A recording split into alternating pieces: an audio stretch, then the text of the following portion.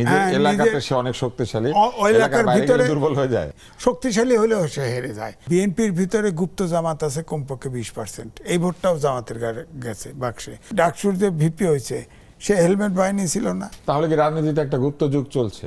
হ্যাঁ, গুপ্ত যুগ। আমি তো বরাবরই বলি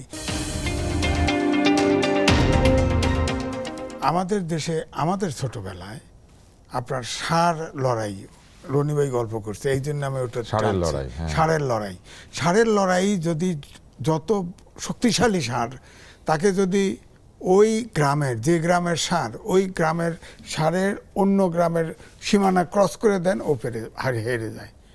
এটা হইতো সাইকোলজিক্যাল, হেরে যেত। তো এখন নিজের গ্রামের এরিয়াতে, নিজের এলাকাতে সে অনেক শক্তিশালী, এলাকার ভিতরে দুর্বল হয়ে যায়। এলাকার ভিতরে থাকলে সে জিতে যেত, এলাকার বাইরে গেলে সে হেরে যায়। শক্তিশালী হলেও সে হেরে যায়। আমরা ছোটবেলায় এটা দেখেছি। তো এখন যেটা হয়ে গেছে, বিরোধী দল ধরেন 11 দল জামাত নেতৃত্বে, তারা সংসদে উদ্বোধনের দিনে কিছু কাজ করেছে, ডেমনস্ট্রেট করেছে। এটা কিন্তু ইলেকশনের আগে তাদের যে আচরণটা ছিল এই ওরকম কিছু কিন্তু দেখছে, প্রতিক্রিয়া দেখছে। একটা হচ্ছে এটা কিন্তু সাধারণ জনগণ এটা কিন্তু গ্রহণ করবে না। দ্বিতীয়টা যেটা আপনি বললেন, জুলাই জাতীয় সনদ আর সংসদ সংস্কার পরিষদ, এটা কিন্তু সংবিধান সংস্কার পরিষদ, হ্যাঁ, সংবিধান সংস্কার পরিষদ, এটা জনগণ কিন্তু এটা না। ওই যে ধরেন এই যে ফ্যামিলি কার্ড দিছে, তারপরে খাল কাটা, তারপরে ধরেন এই যে ইমাম মুয়াজ্জিমদের থেকে শুরু করে তাদের ভাতা দিচ্ছে। তো এগুলোর ব্যাপারে কিন্তু মানুষ খুব আগ্রহ। আমাদের লোক তো, দেশের লোক তো সাধারণ, তাই না? তো এখন এরপরে দেখেন সাংগঠনিক অবস্থা। এনসিপি ছিল আন্দোলনের মূল শক্তি। এই এনসিপি কিন্তু এখন ছোট আকার ধারণ করে কয়েকটা ভাগে বিভক্ত হয়ে গেছে। আর এনসিপির যারা জামাতের সাথে যুক্ত হয়ে গেছে তাদের জামাতের বাইরে ভাবে না। এখন জামাতের একটা প্রবাদ আছে, জামাতের যত ভোট মিছিল তত জনের হবে।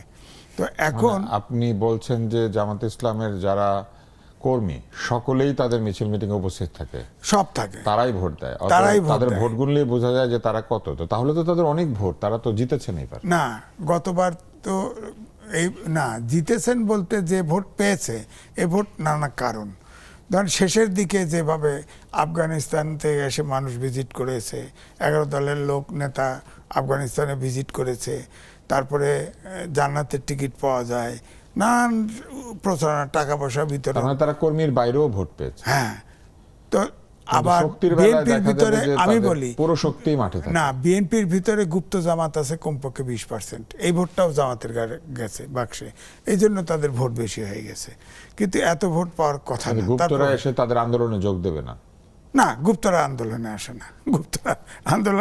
গুপ্তরা তো ওই যেখানে আছে, বিএনপিতে থাকুক, আওয়ামী লীগে দেখেন না, ওই ডাকসুর যে ভিপি হয়েছে সে হেলমেট বাহিনী ছিল না, সে তো পথধারী। তাহলে কি রাজনীতিতে একটা গুপ্ত যুগ চলছে?